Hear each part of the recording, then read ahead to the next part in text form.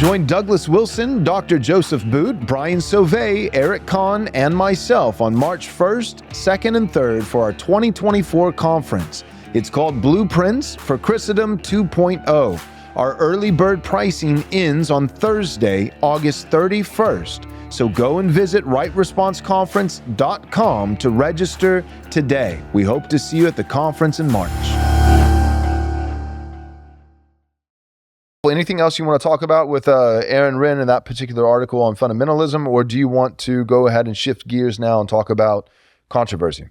Well, I think that another important insight that Aaron draws out, and that I myself have noticed too, which is that really it comes down to, are you willing to critique the existing crop of leadership in any way, shape, or form? And Keller, again, is a very good test case with his recent passing.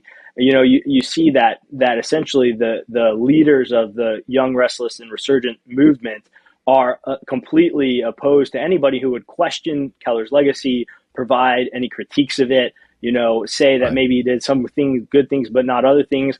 As soon as you do that, whether it's with Keller, whether it's with Russell Moore, whether it's with David French, as soon as you have critiques to provide for them, or even maybe more center-right figures, you know, who maybe are strong on other issues, who drop the ball on others, as soon as you critique from the right, you become a fundamentalist. And so that's something that people need to be aware of when they see this being thrown around. It's not because they believe in the inerrancy of Scripture. It's not because they believe in biblical gender roles. It's because they're on the right side of things critiquing, you know, issues and postures of the day. Whereas on the left side of things, if you critique from the left, you'll be welcomed. You'll be given a seat at the table. They'll try to win you over. And so heads up, the false dichotomy will exist as people try to paint the two extremes as ex-evangelicals and fundamentalists, or ex-evangelicals and Christian nationalists. And really, it's just a posture game. With that, I just had a thought, and I'm curious to get your take. But I think part of it might be because of just because of the fact of where institutions actually exist. So what I'm trying to say is, if you critique from the left, you said like you'll be accepted. You critique from the right, and you'll be deemed an extremist. The words that I'll often get, is dangerous. And this is from Christians, and again, I'm saying they're brothers. I'm not questioning. I'm not saying these are professing Christians. No, I really believe they're genuine Christians. Many of them, I think, not just good Christians, but qualified to be pastors. Some of them maybe qualified to be pastors, but maybe should, maybe just get off of Twitter for a little while, just for the good of their soul, those kinds of things. But so I'm not disparaging any of these brothers. My point is, the pushback that I'll get is the key terms will be dangerous.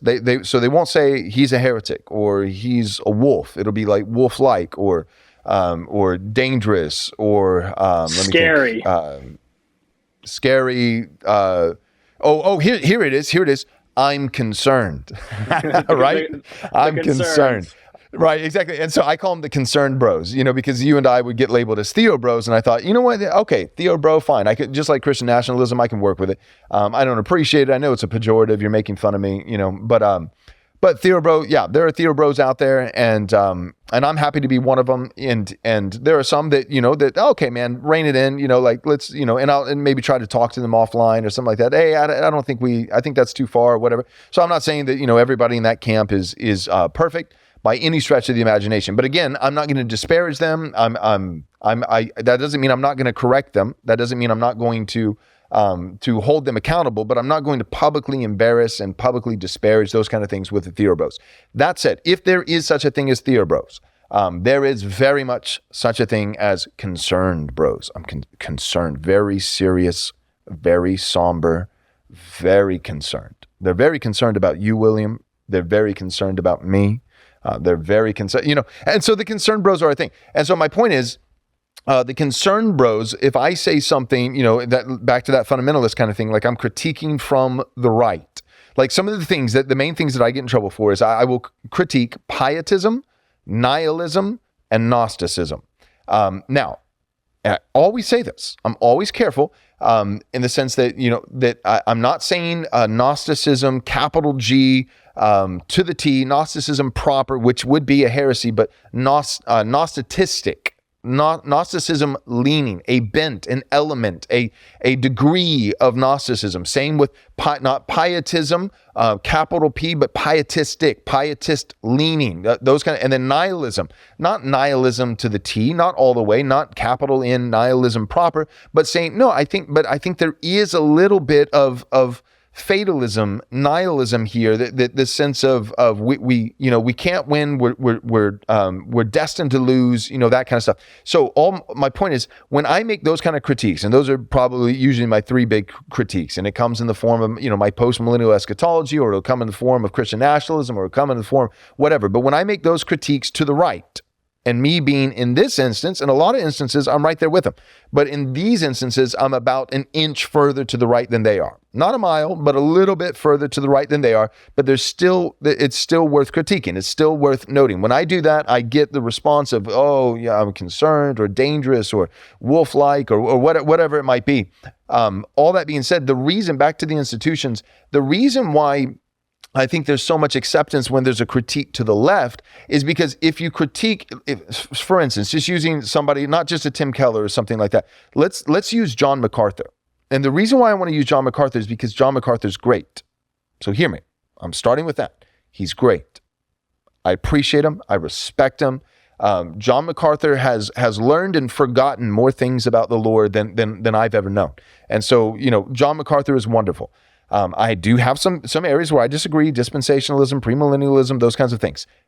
But the headline of the story is John MacArthur is wonderful. That said, if I, while acknowledging the headline that John MacArthur on the whole is wonderful, I come and say, but I'm a little bit worried about the "we lose down here" clip that was circulating around. And I did a response video to that. Boom, I'm gonna get hit hard. If I was on the left of John MacArthur and I critiqued him, I think the reason I would get accepted by institutions is because there are thousands of institutions that actually exist to the left of John MacArthur.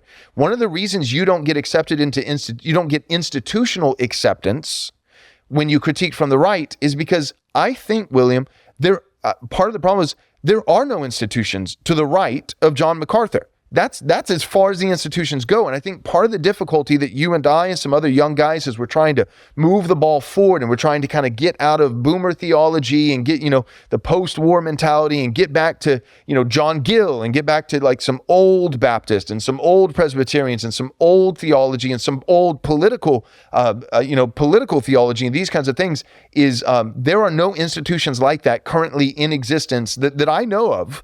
And so there is no institutional acceptance because there's no institution that exists. So you critique somebody who, again, is the lion's share of the story, for the most part, very faithful, like a John MacArthur. You critique him from the left, and you've got somewhere to go.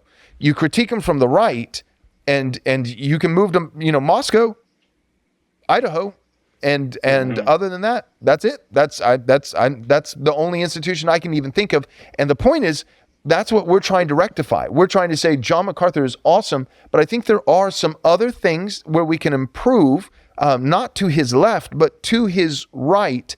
And it's kind of like I think just a lot of guys have just determined that they are the bookend. There's bookends to acceptable discourse and orthodox theology, and a lot of the concerned bros, I think they've deemed themselves for a very long time. They viewed themselves as the far bookend on the right. That anything past that is to fall off the edge of the earth. There's nothing past that could ever possibly be deemed as legitimate. So no one's built past that. So there's no institutions past that. So if you critique from that side of the equation, there's nowhere to be accepted because there's nowhere to go. What do you think?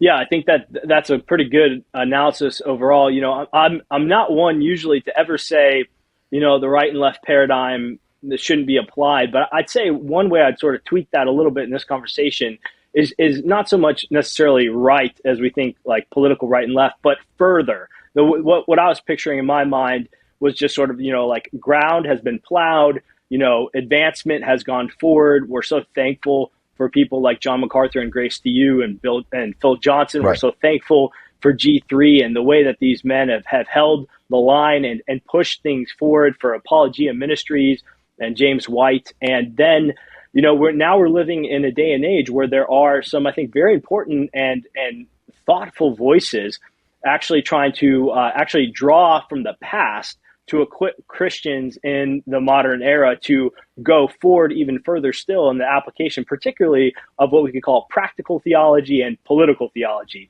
Again, on theology proper, our distinctions are going to be small. There, we could debate eschatology here or there, but particularly when it comes to practical theology applied to living in the United States in the 2020s, we've seen a chorus of voices trying to draw from the historical Reformed Protestant tradition, particularly on practical and political thought, that pushes things forward further than some of these organizations have historically done. And that's not necessarily a critique of them either. Right. And I think that gets into our potential subject of touching on controversy and dealing with brothers who are different from you, because I think you and I would hope that these guys would cheer us on as far as they can. And if they have any warnings for us, it's not, hey, stop, don't go, don't build. It's just that, like, hey, maybe I wouldn't build there, but who knows? Maybe that ground is solid. Let's go and see if we can build and take that area and take that solid ground. And so it's interesting too. This crossed my mind on the fundamentalist fight, is that one of the key hallmarks of sort of your historic fundamentalists were these degrees of separation for people who disagreed on secondary and tertiary issues, or even beyond that. And so here you come along with a book, Fight by Flight, and that is a book that's certainly open to debate. It's not, Fight by Flight is not Nicene orthodoxy, and so people can disagree on that. And yet we're seeing almost this crowd evoke the sort of old school fundamentalist response of saying, no, that's dangerous. No, that's this. No, don't do that. Instead of maybe weighing it on its own merits, disagreeing if you want to, but continue to go shoulder to shoulder with the brother as we're all trying to push forward into the 21st century. And I don't mean to speak in too broad of historical terms, but in the opening to R.R. Reno's book, Return of the Strong Gods, he had a really gripping point where he said he received a letter from a young guy, if I'm recalling this correctly, that essentially said sort of he longs to live in the 21st century, and yet we're still living in the 20th century in many ways. In the 20th century last grasp of Enlightenment liberalism and postmodernism continues to sort of like weigh as ankles around our feet. And then there's people like you and me and others who are saying, well, actually, you know what, we can cut these cords. We don't need postmodernism. We don't need Enlightenment liberalism. We can recover sort of classical Christian conservatism and a classical view of the state that says there's no such thing as neutrality, and drive forward towards a new and better, more comprehensive biblical understanding. That makes some people uneasy. It leads certainly to some disagreements. I would hope that it could lead to less, infighting and controversy. Yeah, no, I think you're absolutely right. That was really well said.